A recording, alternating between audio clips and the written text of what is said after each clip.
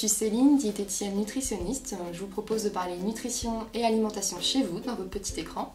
Donc aujourd'hui, on va parler de l'alimentation anti-fatigue. Alors oui, vous avez raison de vous plaindre de votre manque d'énergie. Donc en effet, le printemps et l'automne sont les saisons où l'organisme fatigue le plus. Il y a les changements d'heure, changements de température, changements de luminosité. Donc il faut savoir qu'il y a des nutriments qui sont indispensables à notre vitalité. Ce sont un petit peu comme les piles de votre montre. Si vous les retirez, eh bien la trotteuse elle n'avance plus. Donc ce sont le fer, le magnésium, la vitamine C, la vitamine D et les oméga 3. Donc pour commencer par le fer, grâce à Bourvil, tout le monde le sait, il y en a dans l'eau minérale.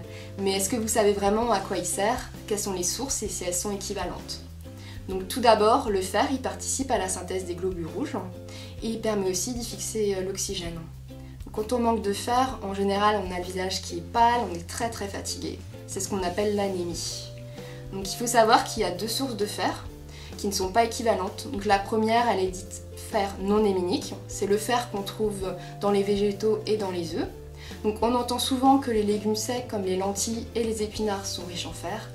Alors oui, c'est vrai pour les lentilles, mais pas vraiment pour les épinards. En plus, c'est du fer qui n'est pas très bien absorbé.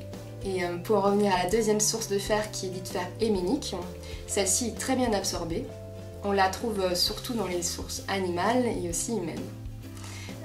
Donc c'est les champions des apports en fer, ce sont en fer héminique, ce sont les abats comme le foie, le boudin noir, mais aussi les viandes rouges. Donc maintenant qu'on a vu le fer, on va voir le deuxième petit champion de la vitalité, c'est le magnésium. Donc le magnésium, il sert à la synthèse des protéines, il permet le tonus général mais aussi le tonus musculaire et il est aussi impliqué dans la gestion du stress.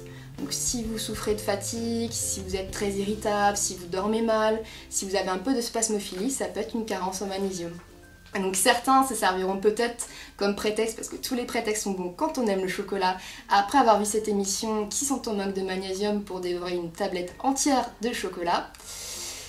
Eh bien non, je vais vous décevoir. Oui, le cacao, il est riche en magnésium, il en contient 520 mg pour 100 g, mais le chocolat noir, lui, il n'en contient que 110 mg et le chocolat lait 60 mg. Et il faut savoir que nos besoins en magnésium, en tout cas pour un adulte, sont autour de 400 mg. Donc si vous cherchez d'autres sources de magnésium qui sont un petit peu plus intéressantes, vous allez choisir d'abord du pain et des céréales complètes, mais aussi des graines oléagineuses comme des amandes ou encore des mollusques.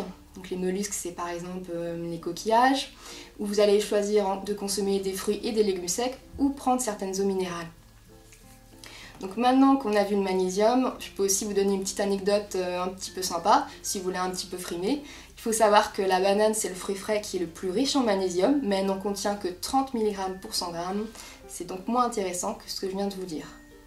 Donc là, je pense que avec votre grande fatigue, ça va être difficile de tenir plus longtemps devant l'écran. Donc je vous propose de vous coucher et je vous dis très bientôt pour la suite.